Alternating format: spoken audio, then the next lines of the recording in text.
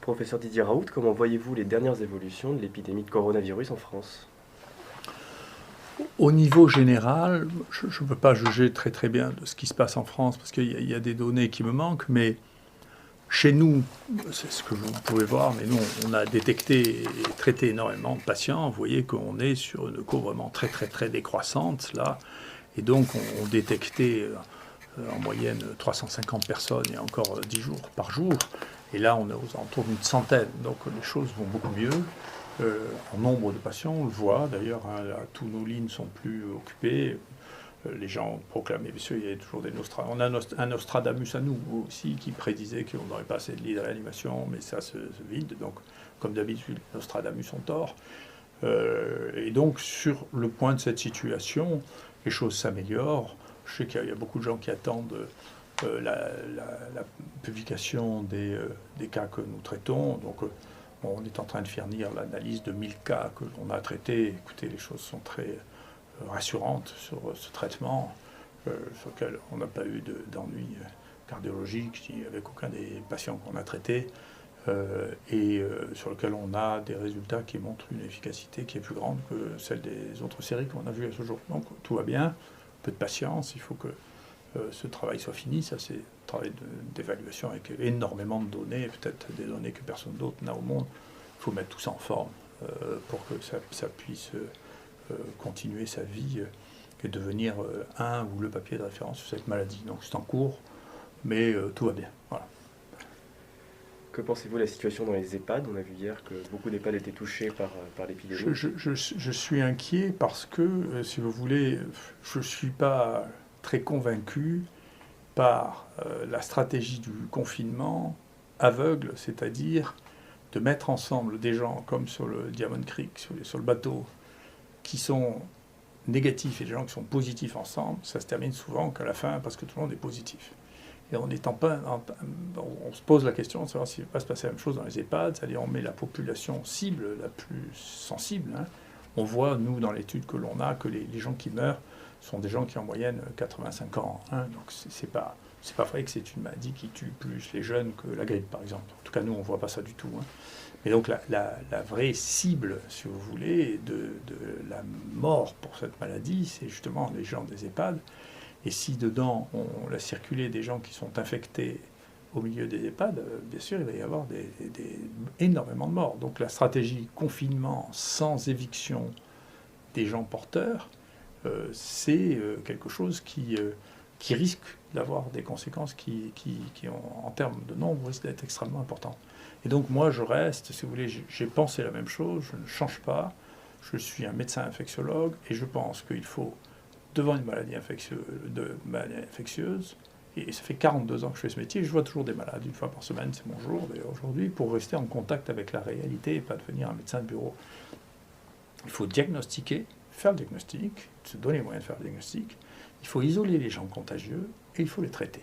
Donc je pense que c'est ça qu'il faut faire, c'est ça que je fais, je pense que c'est ça qu'il faut faire parce que c'est la base de notre métier. Donc je pense qu'il est temps encore, je pense que les choses évoluent petit à petit vers cette situation. On a vu que c'est ce qui se passe en Italie, en Espagne, où ils ont commencé à tester de manière massive et à traiter, et on voit les courbes s'infléchir très très rapidement, et en Italie, et en Espagne.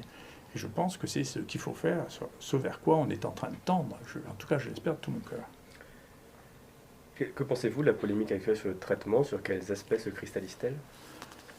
Je reconnais que j'ai mis longtemps à comprendre parce que pour moi c'est très simple, encore une fois. Vous savez, il y a une maladie qui arrive, on ne la connaît pas, les seuls qui la connaissent sont les Chinois.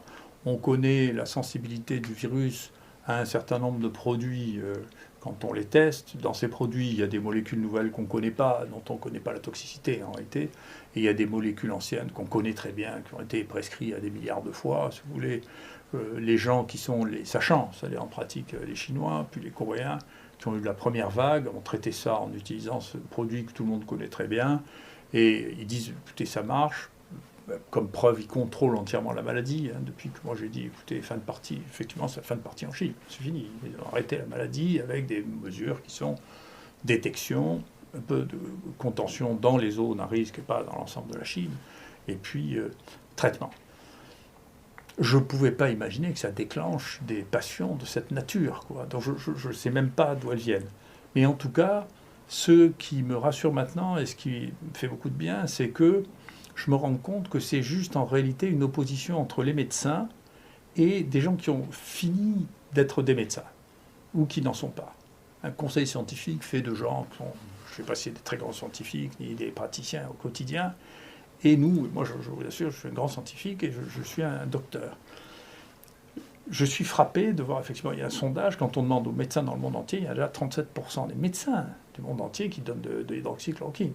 En France, le nombre de gens qui le donnent, sans le dire, est considérable. J'ai été frappé de voir que dans mon propre CHU, voyez-vous, les gens à côté de nous, qui reçoivent des patients qui ont le coronavirus, ils les traitent aussi avec de l'hydroxychloroquine, l'azithromycine. Donc il s'est creusé un espèce de fossé. C'est pas moi je suis juste le représentant de ça. Il s'est creusé un espèce de fossé entre la pratique médicale et des gens qui confondent la pratique médicale et la recherche. Mais à chaque fois que vous voyez un malade, c'est un malade que vous voyez, c'est pas un objet de recherche. Vous ne pouvez pas transformer les malades en objets de recherche.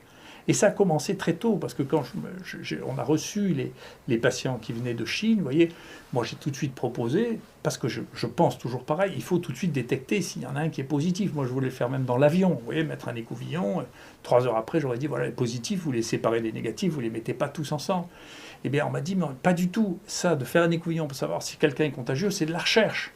Il faut demander un comité de protection des personnes. Alors après, ils sont débrouillés pour que ce soit très rapide. Ce comité on a perdu 24 heures parce que, et de manière bizarre, les gens dans l'avion à qui on disait il faut que vous signiez un papier parce que de rechercher pour savoir si vous êtes contagieux, c'est de la recherche, ne comprenaient même pas ce qu'on leur disait. Donc vous voyez, il y a des gens qui sont devenus fous avec la méthode, avec le fait que tout est de la recherche, qui est déconnecté du fait qu'on doit savoir si les gens sont porteurs ou pas porteurs. C'est pas de la recherche, c'est de la pratique des épidémies. Et quand les gens sont malades, on doit les traiter avec les médicaments qu'on a, dont on sait qu'ils ne sont pas toxiques. Enfin, l'hydroxychloroquine, c'est un truc qu'on distribuait sans même une ordonnance il y a 2 mois. Et maintenant, on ne sait même pas comment on va faire pour traiter en ville, des gens qui ont un lupus ou une polyarthrite rhumatoïde, qui prennent ce médicament depuis 20 ans, si on leur marque du Plaquenil, on ne va pas pouvoir leur donner, parce qu'on ne peut pas marquer le diagnostic dessus, ça serait quelque chose qui est complètement impossible dans le cadre du secret médical. Vous ne pouvez pas expliquer pourquoi vous donnez un médicament sur ordonnance, c'est interdit par la loi. Vous voyez ? Et donc, on est dans un vrai conflit de la pratique. Est-ce que ce qu'on fait, c'est de la pratique médicale ou c'est de la recherche ? Mais ce n'est pas de la recherche qu'on fait, c'est d'abord de la pratique médicale. Tant mieux si on arrive à augmenter notre connaissance à partir de cette pratique, de cette nouvelle épidémie. Mais l'objectif que l'on a, nous, les docteurs, c'est pas de faire de la recherche, c'est de soigner les gens. Et quand même, je suis bien placé pour faire, parce que pour faire de la recherche, je fais beaucoup de recherche dans ma vie. Mais d'abord, notre premier soin, c'est ça, c'est notre premier point. Et moi, je regrette qu'il n'y ait pas d'intervention très solennelle, comme il y a de plus en plus de mes collègues anciens, respectables, le professeur Maranaki, qui a dirigé la NSM, l'ancien président de la Haute Autorité de Santé. Et moi, je voudrais bien que le Conseil de l'Ordre, dont c'est la responsabilité, se prononce sur cette question de la limitation de la capacité des médecins à juger par eux-mêmes de la thérapeutique qu'il est capable de donner avec des molécules qui sont aussi anciennes, aussi connues et aussi faciles à utiliser, sur leur interdiction de prescription. C'est une atteinte très profonde à la base de notre métier, qui est de prescrire, en fonction de notre niveau de connaissance, le meilleur traitement possible aux malades que nous avons en face de nous. C'est la base même de la pratique médicale, et en particulier, les gens sont devenus fous.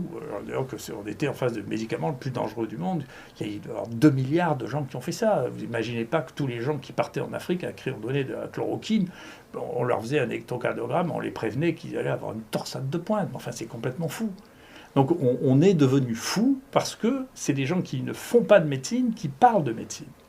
La médecine, c'est de pratiquer le soin au quotidien à des gens qui sont malades et on leur donne un traitement. On ne leur dit pas rentrez chez vous et si vous n'arrivez plus à respirer, venez à l'hôpital. C'est pas ça la médecine. Voilà. Et donc, je suis content parce que j'avais un sentiment d'étrangeté parce que tout le monde dit que c'est moi qui fais ça, mais c'est pas moi, c'est les médecins qui font ça. Et donc, je suis content de voir que les autres médecins font comme moi parce qu'ils sont raisonnables. Voilà.